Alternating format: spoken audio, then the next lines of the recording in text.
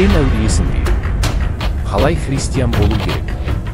Жындар туралы ілімдер бар, және көптеген шынайы құрбандар басқа ізгі хабарды және басқа Исаны ұсынады. Қор 2:11-3-4.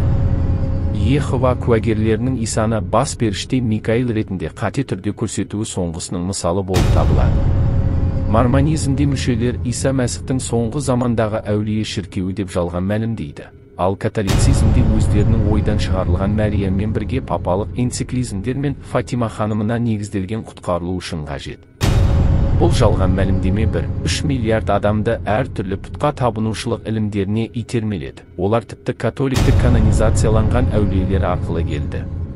Тіпті католиктік емес топтарда рахым мен христианның қасиетті бейнесі бұрмаланып көрсетілді және қиялдағы христиандық азғындарға, христиандық маскүнемдерге, христиан темекі шегушілерге, христиандық нашақорларға, христиандық педофилдерге, христиан ұрыларына және алаяқтарға, христиандық өтірікшілер, христиандық қылмыскерлер және т.б. біздің күніміздегі шіркеудегі алдау, тіпті христиан бірлігінің қолшатырының астындағы мәсіхшілер ретінде Құдайдың ақиқатына қарсы тұратын еретик мұғалімдерді құшақтап алу дәрежесіне дейін толып жатыр және өршіп тұр.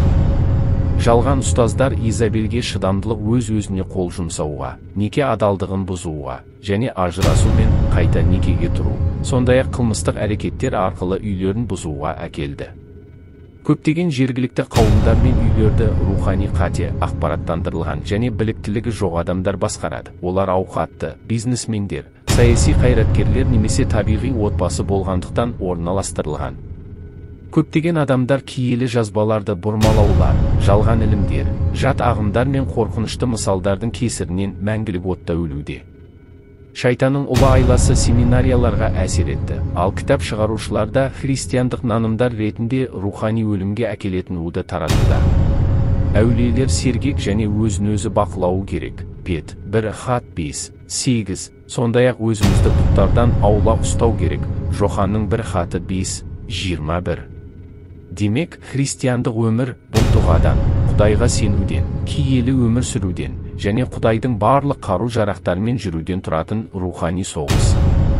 Мұның бәрі өте маңызды. Құтқарылу үшін біз соңына дейін төзе білуіміз керек, бірақ тым көп адамның жемсіз болуына және күнәға батып құлап кетуіне әкелген әртүрлі жағдайлар болады. Егер біз Исадан бас тартсақ, ол бізден бас тартады. Мт 10:33. Тәбек етіңіз, киелі өмір сүріңіз, әйтпесе сіз де құрып кетесіз. Иттей құсқаныңа қайтып келме.